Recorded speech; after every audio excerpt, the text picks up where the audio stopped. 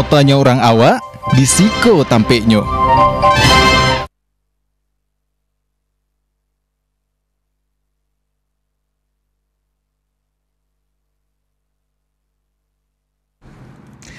Dun sana. Assalamualaikum warahmatullahi wabarakatuh. Dun sana TVRI Sumatera Barat Kasadonyo. Dun sana mana begini Oscar menemani aktivitas Dun sana Kasadonyo di podcast kesayang kita. Podcast sampai mau tanya orang awak di Siko Tampik ya Dun sana. Dan Dun sana di podcast sampai mau tako awak menghadirkan seorang bintang tamu. Aku kawan awak juga sebenarnya aku mah.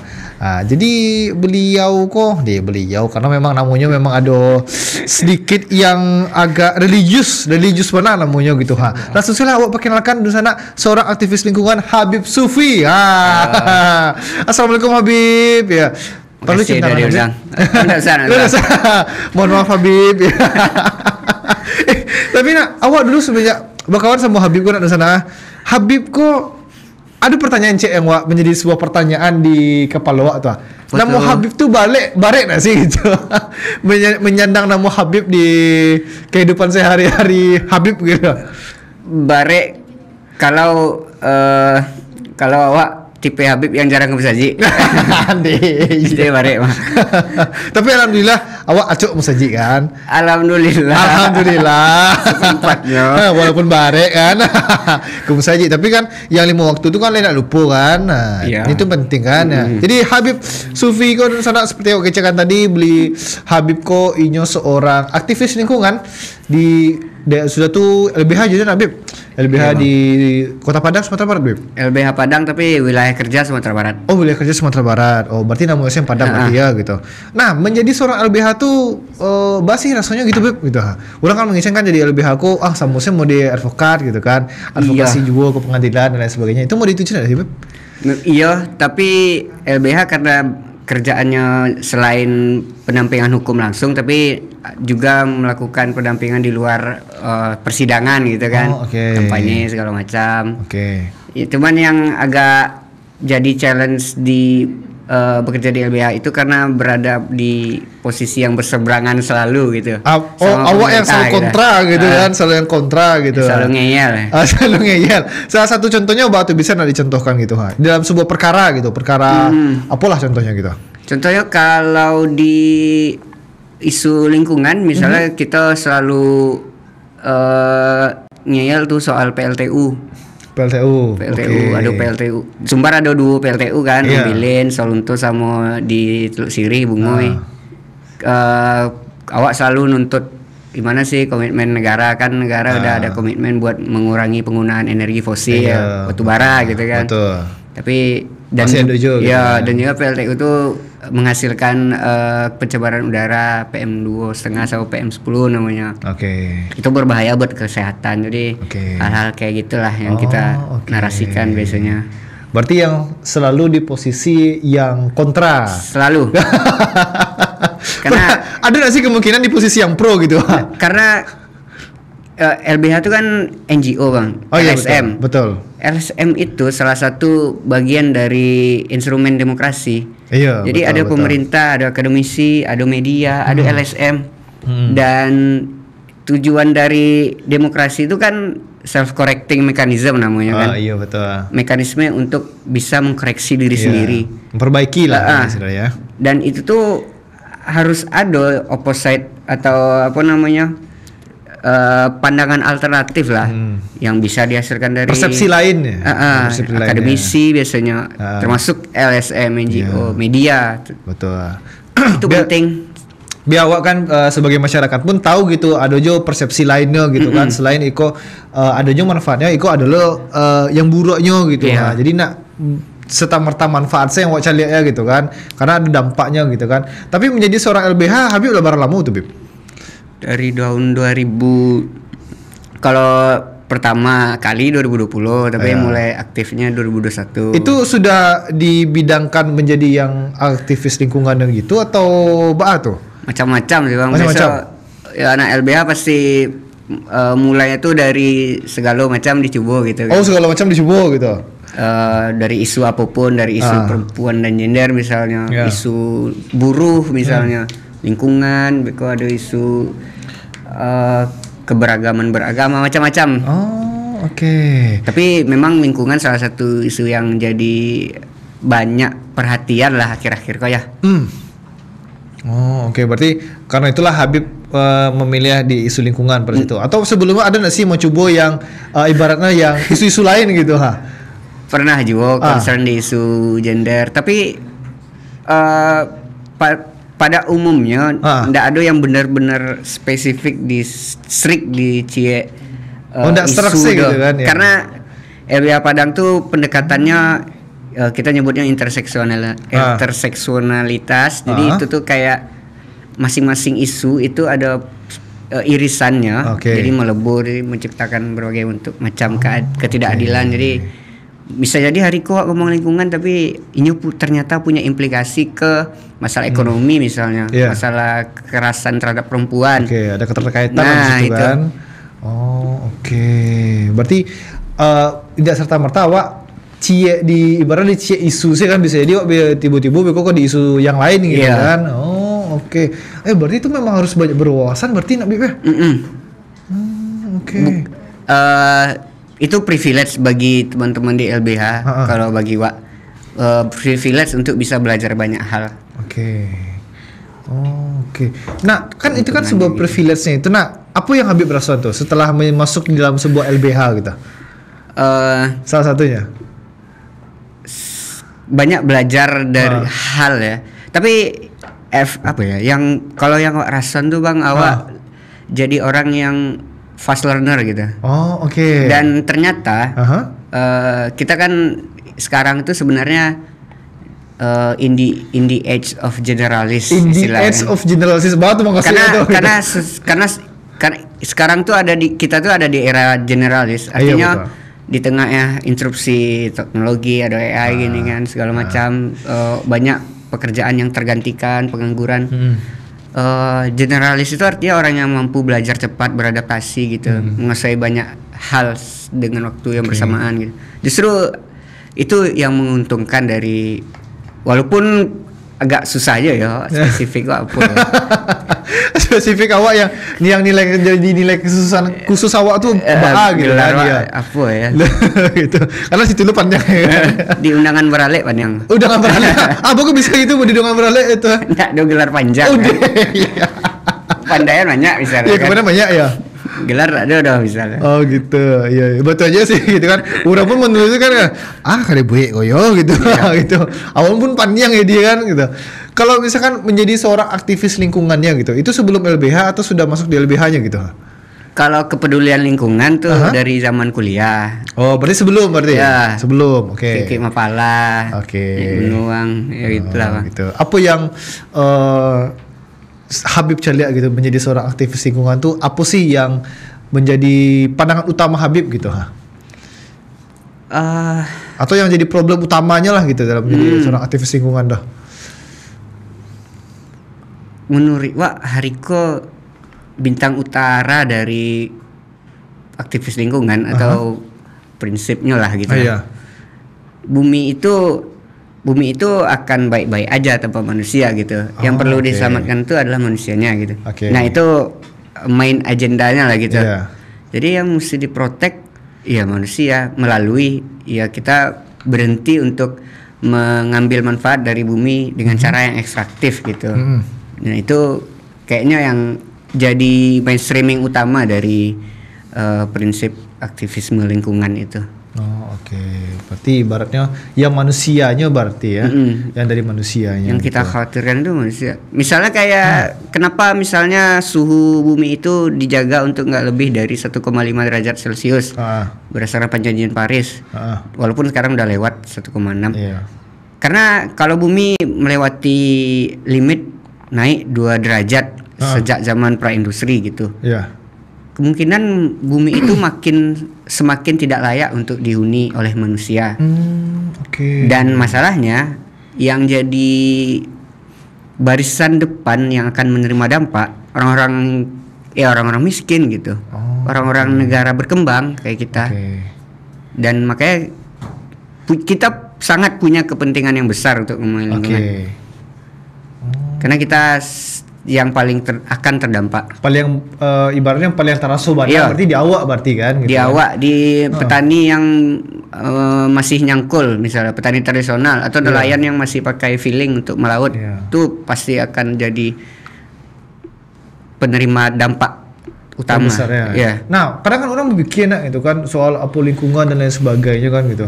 Kadang orang mikir beko itu hilang surang sih beko dampak gitu. Kadang kan pikiran-pikiran skeptis kan kadang kan susah awak ubah gitu kan. Nah, cobalah awak tekankan balik itu. Apa sih dampak yang paling nyata bana gitu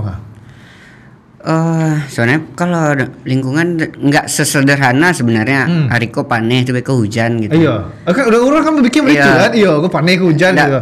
perubahan iklim itu bukan periode 1 tahun 2 tahun atau 1 musim 2 musim, tapi akumulasi dari siklus musim selama lebih dari 20 tahun gitu kan.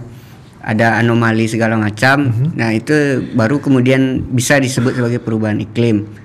Ya, misalnya kayak yang terjadi di pesisir. Pesisir. Pesisir tuh banyak kasus di utara Pulau Jawa misalnya, atau di Sumatera Barat juga banyak.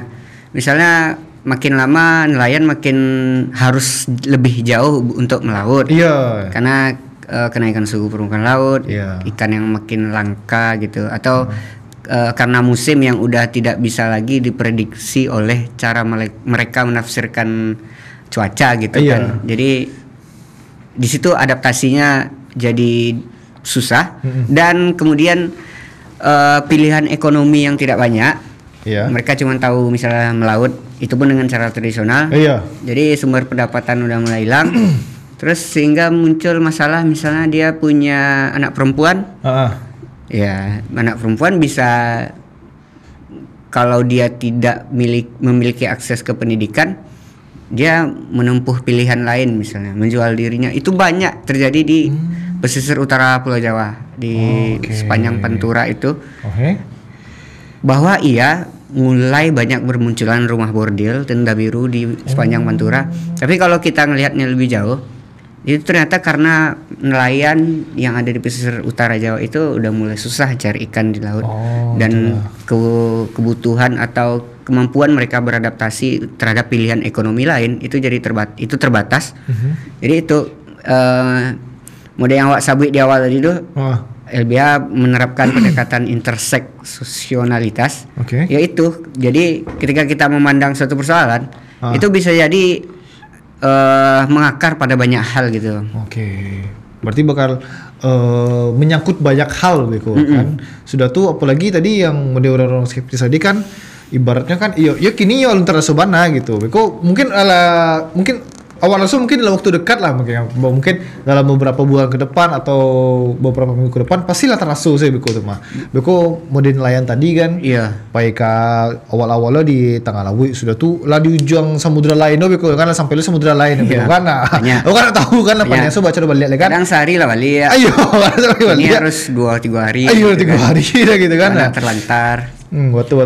Tapi kalau untuk skeptika standpoint dari kawan-kawan yang biasanya menentang tuh, karena kasus Raja Ampat tuh banyak polarisasi kan, ada yang pro kontra. Tapi itu sebenarnya hak orang untuk tidak memilih peduli lingkungan, karena awak bisa sih memberikan, atau kampus manapun bisa barangkali memberikan riset terkemuka apapun soal lingkungan dan perubahan iklim, soal dampak segala macam. Tapi persoalan untuk kita akan berubah itu bukan persoalan saintifik lagi, itu pertanyaan moral. Betul. Maksudnya begini, kalau kita tahu kalau kita tidak transisi energi misalnya, maka 50 tahun lagi anak-anak kita, cucu-cucu kita akan mendapati hidup yang sulit. Betul.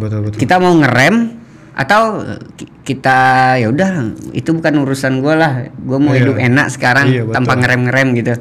Itu kan pertanyaan moral gitu ya. Betul. Dan orang-orang skeptis antara dia emang nggak tahu faktanya, atau dia emang nggak punya moral untuk memilih rem gitu. Itu ya betul. Jadi moral itu harus dipertanyakan gitu kan. Tapi Habib, Iko ada visual menarik ya Habib. Tadi Habib keseharian Habib sebagai aktivis lingkungan penasaran lo kan. Dan Dusana pun pasti penasaran keseharian seorang Habib, seorang aktivis lingkungan. Kok visualisasinya untuk Anda Dusana.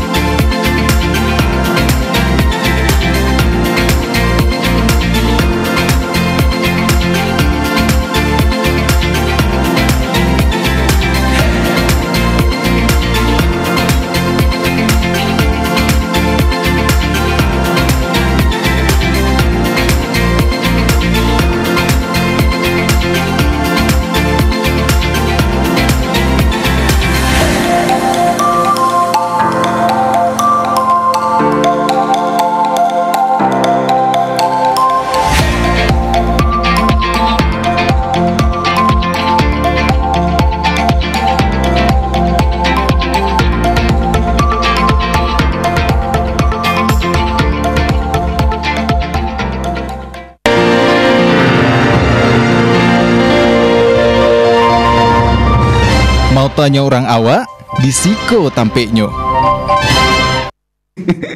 Itunya Dusana. Tadi beberapa aktivitas dari seorang Habib Sufi tadi itu kan lah, nampak tadi kan baik ke alam tadi itu menjadi orang suku asli pedalaman tu Mentawai nampak dewa Dina. Mentawai. Itu apa yang Habib lihat di situ tuh? Sedang mengah Habib di Mentawai itu pada saat itu.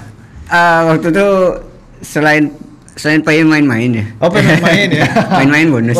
main bonus ya. Oke. Yang diupload tuh yang main-main ya. Oke. Itu karena waktu itu ada karajo untuk belajar cara membuat sampan. Kalau orang Mentawai nyebutnya abak, waktu itu disebut abak. Jadi kayak sampan tradisional yang dipakai Mentawai, masyarakat Mentawai. Jadi kita mulai proses dari nyari pohon. Pohonnya harus pohon yang karyang tertentu. Gitu. Jadi di Mentawai itu ada satu, kan orang lebih tahunya tuh si kere tuh. Iya, si kere sebagai pemuka adat atau tabib. Tapi ada ternyata yang ahli dalam membuat abak atau sampan itu. Ada yang lainnya gitu. Bukan, ada tokohnya. Ada tokoh. Ada profesornya gitu lah. Oke. Iya. Ada pakarnya. Pakar. Nah, kami belajar dari sang pakar itu lah tuh, dari cara memilihnya. Jadi salah satu kenapa membuat abak atau kapal sampan itu, karena tadi Mentawai lagi terancam tuh perampasan lahan, penebangan hutan segala macam. Dan salah satu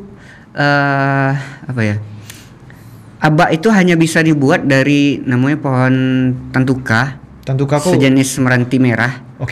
Karena salah satu pohon dengan dengan salah satu kayu yang paling berkualitas lah untuk membuat kapal dan mahal. Dan itu udah mulai langka. Kayu merah gitu. Kayu merah memang merah warnanya. Jadi itu POV lah yang kami suarakan gitu kan, sekalian belajar. Karena bagi masyarakat di situ kayak abak tuh ya bukan sekedar alat transportasi, tapi itu tuh objek budaya bagi orang tuh, properti budaya. Karena ya walaupun mereka tetap pakai abak itu untuk nyari makan, tapi dari proses bagaimana kemudian abak itu dibuat itu kayak ada ritual-ritualnya, ada resepsi, ada gitu kultus kan, segala macam kayak seminggu.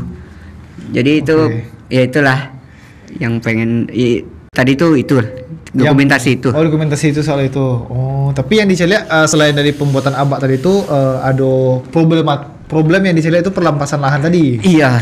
perampasan lahan tadi itu. Kok bisa ada perampasan lahan itu tuh apa tuh? Salah satu jadi apa utama ya?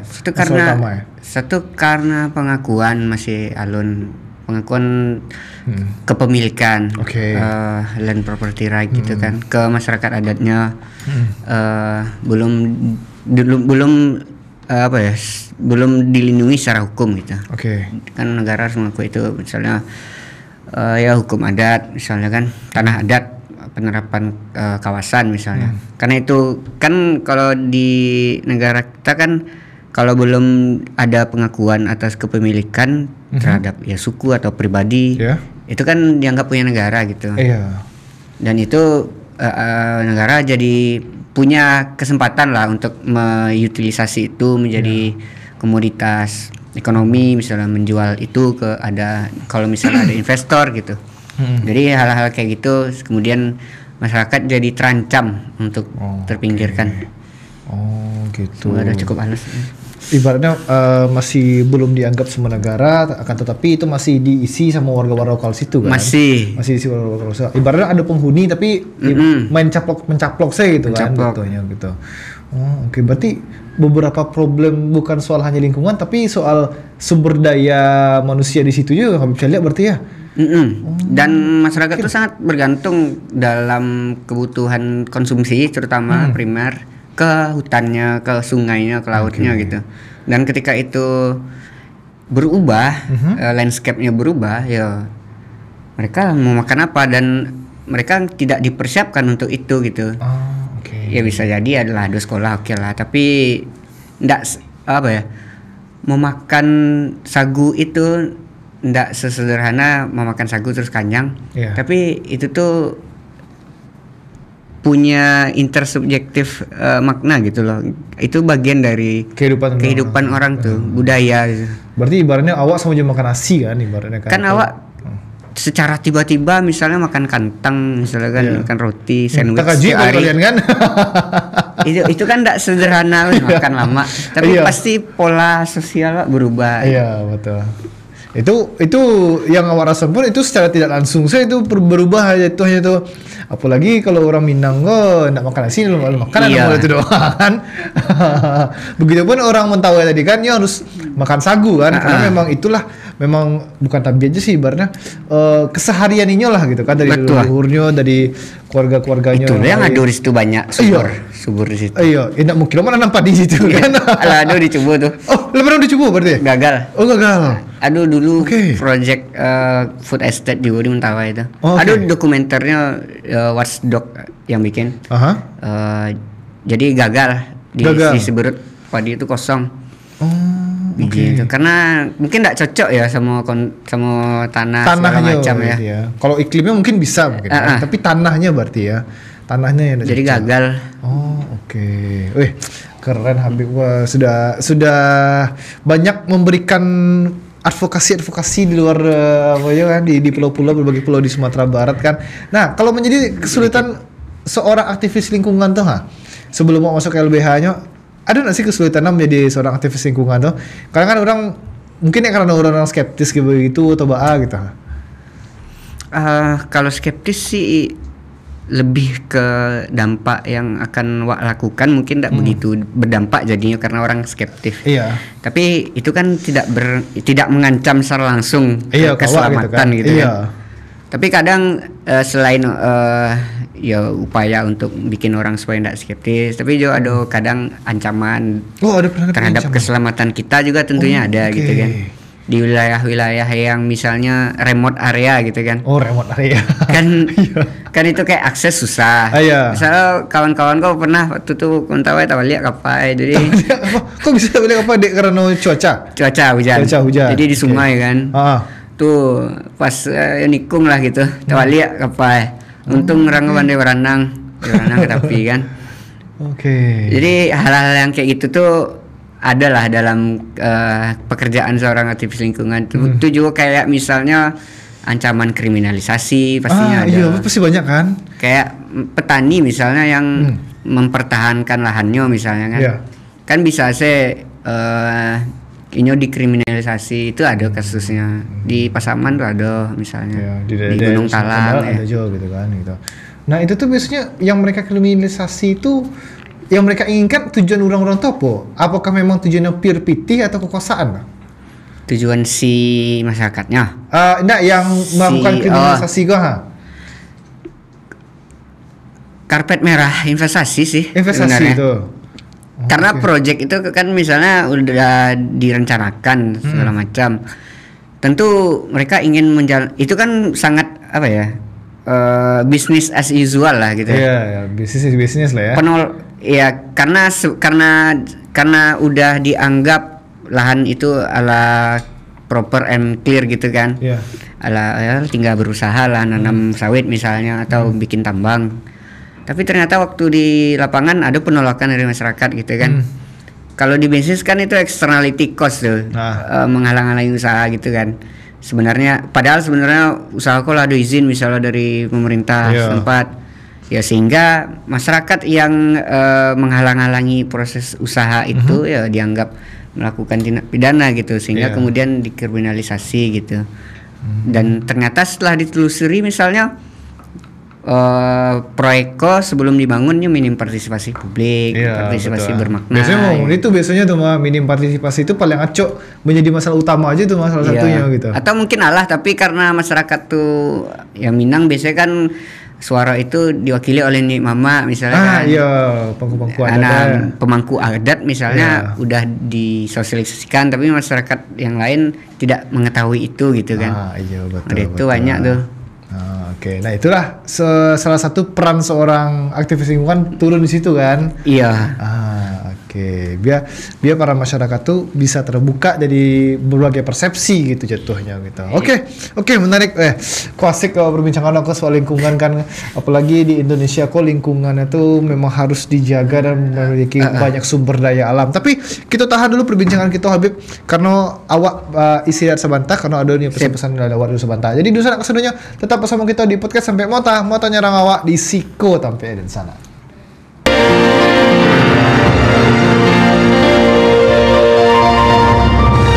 Mau tanya orang awak di Siko tampeknya. Balik dan sana bersama kita di podcast sampai mau tanya awak di Siko tampeknya dan sana. Dan sana pun bisa menyaksikan podcast sampai mau kau di seluruh media sosial TVRI Sumatera Barat. Itu ada di Instagram, di YouTube, di Facebook ada pula, dan ada pula di TikTok yang kita sedang live kini di sana di @TVRI Sumbar. Dan di sana pun bisa menontonnya melalui TVRI Klik yang tinggal di sana download melalui App Store dan Play Store di handphone di sana kasadonyo. Oke, Habib, tadi kan awak kan sudah membahas bagaimana apa lingkungan dengan apa sih dampak-dampaknya gitu. Nah, apalagi yang kini yang lagi sedang viral-viral dan mungkin ramai di Kota Padang kan, soal transisi energi. Kan viral mana kok. Apalagi waktu lihat kan di Padang, nampak tuh warga-warga Padang terus sekitarnya otonya di bawah itu ada biru. Atasnya kemarah kan. Itu tuh sebenarnya ada nggak sih ibaratnya dampaknya kah atau hal positif negatifnya kah gitu. Kalau waktu lihat sih sejauh kok apalagi di subsidi pemerintah kan gitu kan, dia ada bantuan dari pemerintah kan, itu menjadi sebuah hal positif gitu Mobil listrik tuh masih dilematis karena iya pakai listrik tapi dicas pakai listrik misalnya listrik PLN yang dihasilkan dari batu bara misalnya, dihasilkan dari gas, itu kan sama-sama fossil fuel juga. Iya. Jadi dilema gitu. Terus listrik komponen dari mobil listrik itu baterai itu misalnya dari litium nikel. Nikel ya tahu di mana ditambang kan. Iya, tahu di mana. 60% nikel dunia itu dari Indonesia dan itu di timur. Raja Ampat petang viral deh tuh. Ya, jadi bahwa itu akan mengurangi polusi di kota mungkin iya. Mungkin iya bisa. Tapi perubahan iklim itu kan bukan soal satu kota itu lebih bersih atau enggak. Ya bisa jadi kalau misalnya kalau Indonesia tidak transisi energi misalnya, sedangkan masyarakat atau negara lain transisi energi, ya bisa jadi kepulauan di Hawaii itu tetap akan tenggelam gitu loh. Jadi percakapan transisi energi itu ndak percakapan lokal. Apa yang kita lakukan di hulu bisa berdampak di hilir gitu. Jadi misalnya kayak Rusia tuh, Rusia itu salah satu contoh yang paling unik tuh. Mereka diuntungkan dari perubahan iklim karena dataran tinggi utara Rusia itu dingin kan. Dingin, betul. Dan karena perubahan iklim, ini jadi menghangat. Betul. Sehingga tanah di situ lah bisa ditanam. Iya, subur jadinya Rusia tuh, betul. Diuntungkan ya jadinya kita. Tapi kan butuh penekanan dari negara lain. Misalnya kayak tidak bisa dong, kita harus sama-sama karena banyak negara yang akan tenggelam misalnya kayak gitu. Nah, hal-hal kayak gitulah awak bisa sih egoisnya, itu pilihan politik itu biasa tuh ya. Tapi kalau rela melihat negara lain atau kota lain lah terdampak ya oke lah. Iya, balik lagi kan ke cerita awak tadi kan soal moral tadi itu kan. Ya, pilihan moral itu dipertanyakan gitu kan. Tapi sebenarnya Iko, kalau untuk di Indonesia itu sesuatu menguntungkan nggak sih gitu? Kalau berapa mungkin menguntungkan gitu. Karena kan memang ada beberapa mulai dari pajak lah, biar contoh gitu. Pajak kendaraan listrik itu kan lebih murah gitu kan ya. Lebih murah lah pada Honda lah gitu. Tuh gitu. Oh, kita kan juga tambah. Lebih murah lah pada Honda lah gitu. Untuk listrik kok kata. Nyoto gitu. Ada subsidi ya. Iya, ada subsidi pula gitu. Sebenarnya pemerintah lah banyak mendorong transisi itu lewat pemberian insentif atau ada kayak misalnya kalau ini pasang PLTS atau pembangkit listrik tenaga surya lah di rumah, itu beko kalau Bali ada subsidi lah gitu. Iya. Pemerintah tentu karena selain Allah berkomitmen juga secara geopolitik, tapi juga ada urgensi juga bagi pemerintah karena kedaruratan lingkungan itu alah mulai bisa dicaliak kan dampaknya. Iya, betul. Makanya ada semacam kebijakan-kebijakan yang itu. Oke, buat aja sih ya sih. Memang ada macam lo balik nak urgensinya tuh gitu. Memang harus nak sih awak harus transisi energi itu didahulukan gitu. Padahal masih banyak masalah-masalah yang lain harus awak perhatikan gitu kan. Oke, betul cuma karena yang macamnya mungkin menurut Habib kali ya. Mungkin beberapa daerah lain pun juga merasakan gitu kan, mulai dari anginnya dan sebagainya gitu kan. Nah, itu pun banyak lo dampak yang terkena ini kan. Apalagi awak ada beberapa hari kepatang pembakaran lahan sawit lah gitu di daerah di daerah Sumatera Barat lah itu langsung taraso gitu langsung. Iya. Ya, itu memang babayu mana pembakaran lahan tuh. Itu contoh kecilnya lah salah satunya. Di kualitas udara juga. Karena sebenarnya isu lingkungan itu kan luas banget kan. Ada udara lah, ada tambang lah gitu kan. Salah satunya udara tuh kayak kalau jurnal The Economist itu nyebut silent killer gitu. Karena 7 juta orang meninggal gara-gara polusi udara. Dan polusi udara itu amplikator yang akan menyebabkan orang lebih berkemungkinan untuk kena diabetes, kena kolesterol, hipertensi. Itu ada risetnya di India. Jadi lingkungan itu big deal gitu. Kalau dari udara sih ada banyak implikasi gitu. Dan pencemaran tuh ongkosnya gadang gitu. Betul. Bencana lah terutama gadang biayanya. Betul. Jadi solusi berkelanjutan tuh kayak tidak ada pilihan lain dah. Iya, betul. Economically make sense, healthy secara kesehatan make sense, secara apapun lah sosial make sense. Kalau tidak jo bermoral untuk melakukan itu, cara lah. Ya, pertanyakan salah moral kalian surang lah gitu kan gitu. Tapi ada nggak sih metode lain gitu awak perekonomian awak tetap jalan gitu, sudah tuh lingkungan awak tetap terjaga gitu. Ada nggak sih cara seperti itu gitu? Karena kan antara ekonomi bisnis is bisnis gitu kan. Lingkungan nature is nature gitu. Ada nggak sih yang sejalan gitu? Karena yang jelas Jawaku masih berseberangan jalan gitu. Iya, karena orang yang aktivis lingkungan tuh selalu dianggap anti pembangunan. Iya, betul ya. Wahabi lingkungan. Masih acok nih gitu itu nak. Acok juga wahabi lingkungan. Itu ya biasa lah ya. Apa namanya? Logika hitam dan putih itu biasa. Terus sebenarnya kalau solusi yang berkelanjutan itu harus benar-benar locally sih. Di lokal sih. Nggak bisa skala nasional gitu diperlakukan sama setiap daerah, itu susah. Misalnya kayak kalau di narasi soal pembangunan berkelanjutan, awak tahu ada green economy misalnya, Iya, betul, ada blue betul. economy, ada circular economy Oke. gitu kan.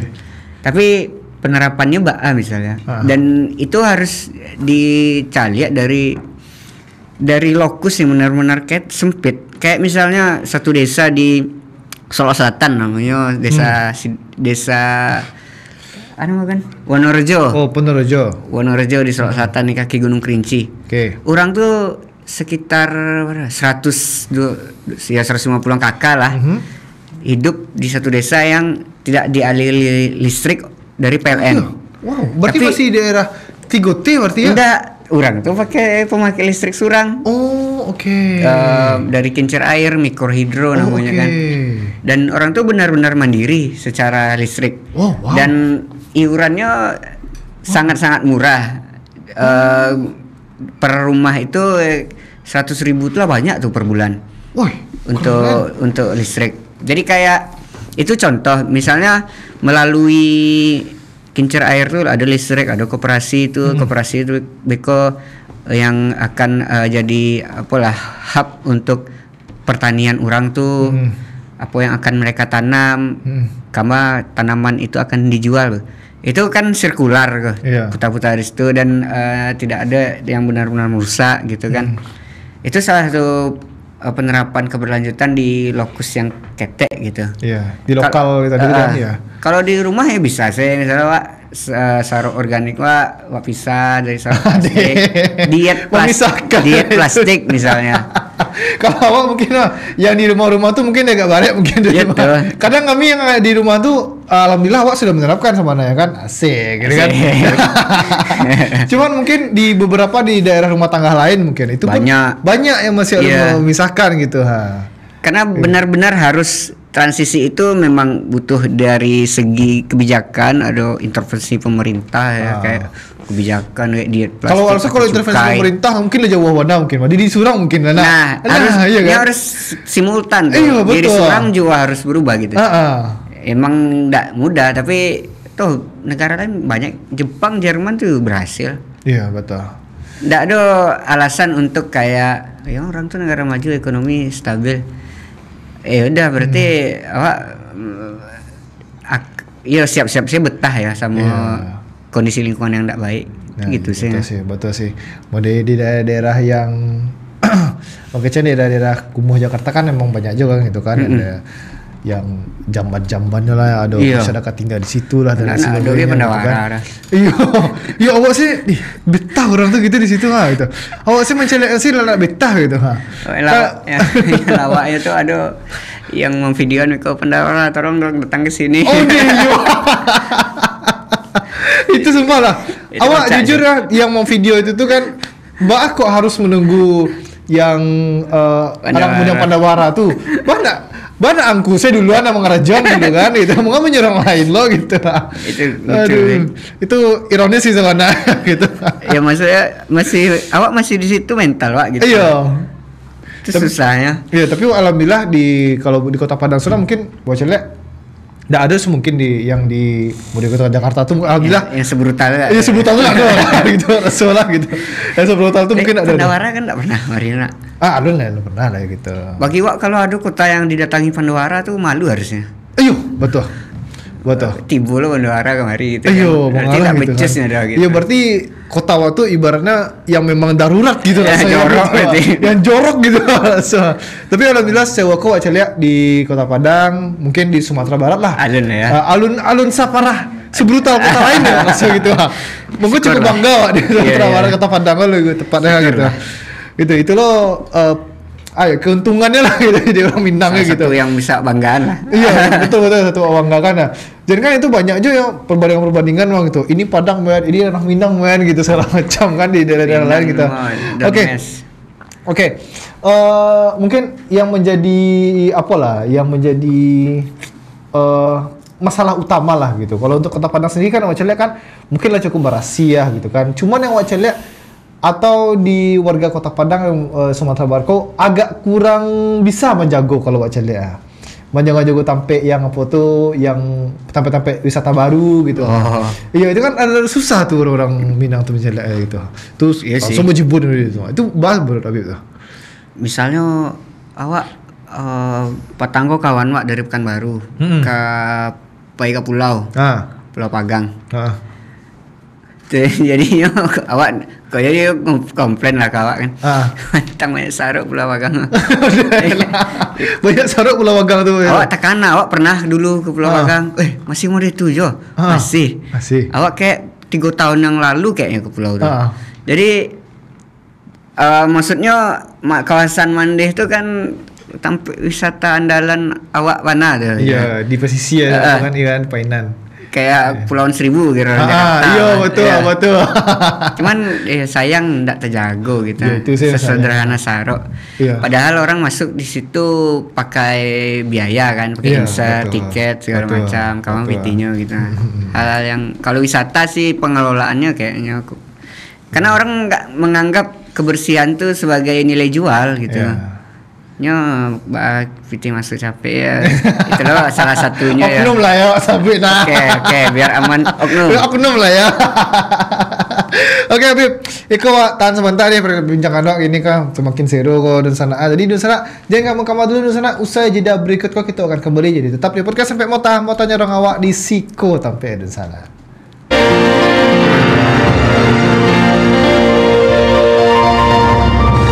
Mau tanya orang awak di Siko tampeknya. Terima kasih dan sana masih bersama kita di podcast Tampe Motanya orang awak di Siko tampe dan sana. Dan sana pun seperti yang cekkan tadi di beberapa segmen sebelumnya tadi podcast Sampai Mota kau bisa Dusana tonton di seluruh media sosial TVRI Sumatera Barat. Itu tinggal Dusana tonton saya melalui @TVRI Sumbar. Tinggal Dusana cari saya sama di TVRI Klik di App Store dan Play Store di handphone Dusana kasadonya. Oke. Habib Iko yang menjadi apa lah nak sebuah pertanyaan lah mungkin kan. Bako Habib tuh sudah banyak gitu sudah mungkin lah puluhan tahunnya mungkin apa di aktivis lingkungan gitu. Sebelum kuliah sebelum masuk LBH gitu. Mungkin ada bertahun-tahun lah gitu ya. Ya bertahun-tahun gitu menjadi seorang aktivis lingkungan gitu. Apa sih yang menjadi motivasi utama Habib gitu menjadi seorang aktivis tuh apa yang POV dari mana yang Habib cari gitu minat lingkungan awalnya pasti. Minat lingkungan. Ya hobi kegiatan alam bebas dulu kan. Alam bebas, naik gunung, segala macam camping. Terus interaksi sosial yang berlangsung selama berkegiatan di alam tuh asik gitu. Ketemu masyarakat segala macam. Itu mungkin first experience-nya lah dari kampus. Waktu itu masih kuliah gitu. Terus kemudian karena suka lah supaya ini tuh terjaga gitu kan. Jadi ibaratnya itu sebuah legasi awak gitu. Iya, legasi kita sebagai manusia gitu untuk anak cucu kita. Kalau lingkungan gitu. Kayaknya itulah. Itulah pasti. Kayaknya semua background para aktivis mungkin rata-rata seperti itu ya, yang mungkin yang nggak punya pengalaman soal apa ya. Kalau misalnya kayak awak emang masyarakat yang terdampak itu kan ada juga yang jadi aktivis dari situ. Tapi kalau awak kan aktivis sekolahan gitu kan. Jadi dari kampus gabung NGO. Terus banyak lah kenal sama masyarakat, terus melihat secara langsung bagaimana konflik-konflik misalnya di Tapak. Dampaknya ke lingkungan dan ke masyarakat itu mungkin yang menjaga awak lah untuk tetap perform di aktivisme lingkungan gitu. Kalau misalkan yang Habib Celia gitu, selama menjadi seorang aktivis lingkungan tuh tentulah banyak kawan-kawan pun yang FOMO gitu kan. FOMO sama menjadi seorang aktivis lingkungan tuh yang Habib Celia tadi orang-orang itu. Itu memang yang indah punya tujuan atau memang pure FOMO sih gitu gitu. Awak butuh sebenarnya orang-orang FOMO. Orang tuh harus FOMO. Bagi wak FOMO itu penting. Tapi ya yang penting kan meaningful FOMO ya. Nggak FOMO receh segala macam di FOMOan. Misalnya kayak awak aktif loh LBH terutama kampanye lingkungan segala macam. kan harapannya menyasar orang-orang awam tuh Iya, untuk betul. mulai peduli sama lingkungan. Ya oke lah, kadang ada yang FOMO. Tapi FOMO tuh menurut Wak fase awal sih dari Fase orang. awal saya gitu ya. Iya, dari first Padahal kalian engagement sudah gitu ya. terjebak di Iya. kan. Mana tahu itu engagement awal gitu Iya kan. gitu. Karena hari kini kalau nak ngomong lingkungan kayak ndak gaul gitu lah. Wih, asik. Nah asik. itu benar-benar kayak samu-samu ya. Awak oke lah ndak pandai bahasa Inggris misalnya kan. Iya. Tapi misalnya ketemu sama orang dari negara lain, setidaknya Wak, sama minat di ngomongin soal lingkungan gitu loh. Karena masalah lingkungan itu kayak terjadi di mana-mana kan. Jadi menurut Wak, orang yang FOMO lingkungan tuh ya oke lah, mungkin ini baru-baru tahu isu lingkungan. Baru maci gitu kan. Iya. Ya. Tapi juga kayak kalau misalnya apa ya? Kalau orang yang nggak peduli lingkungan atau nggak tahu isu lingkungan, itu menurut Wak terbelakang sih. Keterbelakang. Mungkin awak harus bisa nyambut itu sebagai bentuk kudet atau itulah. Iya betul aja sih. Karena lu ngapain aja sih gitu kayak Iya. kok nggak tahu isu lingkungan gitu. Iya. Ya kan nggak tahu iklim kita sedang begini-begini gitu. Tapi kalau jangan sampai yang jadi ekstremis gitu kan. Iya, Ya. ekstremis lingkungan tuh. Iya, ekstremis lingkungan tuh awak jujur itu mengganggu sih, apalagi yang banyak viral di daerah-daerah Eropa kan, yang aktivis lingkungan iya. kan yang sampai Iya sih. menutup jalan, membahayakan Itu. nyawa gitu kan. Itu ya kalau menurut awak ya jangan semudah itu mana Itu gitu kan. kontroversial. Kayak Iya. lukisan yang di Sirah, rusak ya, rusak gitu kan. Kayak saus tomat. Iya, dan lain Itu sebagainya. kontroversial sih. Tapi kadang level dari orang atau aktivis lingkungan tuh kan beda-beda tuh. Iya. Aduh yang mungkinnya emang lah paneh-paneh terus ndak didanga-danga suaranya menempuh jalan-jalan yang jalur-jalur yang kayak gitu Ekstremis kan. ya. Padahal niatnya kan penting gitu ya. Iya. Niatnya Niatnya baik mulia. gitu kan. Cuman caranya sih gitu. Iya. Kalau Habib ada nggak sih kepikiran sampai mau itu gitu kan? Awak pernah kui? Tapi awak pernah Main aman sih. aman sih gitu. Tapi walaupun main aman, yang penting ada dampaknya sama lingkungan kan. Iya. Tujuan awak maupun mengadvokasi lingkungan tuh tersampaikan gitu. Awak justru iri sama orang-orang yang gitu? berani kayak Greenpeace Batangan menggerebek pertemuan apa gitu kan. Oh iya, soal Raja Ampat ya. Jampat itu, iya betul. Awak iri lah justru sama, berani ya. Iya berani orang-orang Respect, kayak Kak. gitu kan ya. Awak perlu orang-orang kayak gitu gitu Iya, lah. betul. Tapi kalau menurut saya sih jujur asalkan jangan merusak sih. Jangan merusak Iya. dan mengganggu gitu kan. Karena itu ya yang dapat dampaknya gitu ndak kalian sih gitu gitu. Tapi hampir yang banyak orang yang ada dampaknya gitu. Awak pribadi ya enggak. Awak pribadi saya dalam semua ada dampak aja gitu kan. Oh salah. Wah cedak di media sosial tuh tangannya dilem di aspal lah Iya, ada gitu. banyak. Itu sumpah tuh bodoh sih wah cedak aktivis lingkungan muda itu. Yang halang jalan Sumpah. cakak sama orang Iya. itu ada banyak. Iya, padahal apa yang kalian makan tuh dari toto juonya gitu kan. Tapi mungkin hal yang bikin orang skeptis itu salah satunya kerasa penting tuh menyambut Aniko. Indonesia tuh atau negara-negara berkembang lainnya yang mayoritas miskin misalnya kan. Iya. Itu masih harus berhadapan sama cari makan, Iya, betul. naruh makanan di atas meja. Iya. Wah, itu loh cara orang tuh peduli sama isu-isu. Ya ada fakta ya kayak gitu.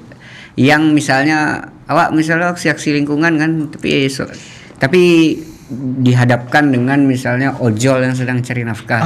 Iya betul. Itu kan bukan berarti yang lakukan komulia dan inyo enggak. Iya. Nah itu loh, inyo bekerja loh nyari uang untuk Keluarganya gitu. Itu nggak bisa dianggap enggak penting. Iya. Nah hal-hal yang kayak gitu tuh yang jadi challenge juga sih dalam Iya. aktivisme lingkungan kok. Karena bagi Wak karena itu pekerjaan Pak ya. Iya. Kalau orang-orang yang misalnya ibu rumah tangga, pekerja buruh misalnya, kuli gitu. ya masih mikirin makan sekolah anak misalnya, terus harus lo berurusan dengan hal lingkungan gitu. Jadi kayak ya kayak gitulah kondisinya. Iya. Jadi ibaratnya banyak persepsi, banyak pula pemikirannya gitu kan, banyak pula pendapat dan situasinya itulah salah satu menjadi kesulitan menjadi seorang aktivis lingkungan ya Habib ya. Iya, makanya susah.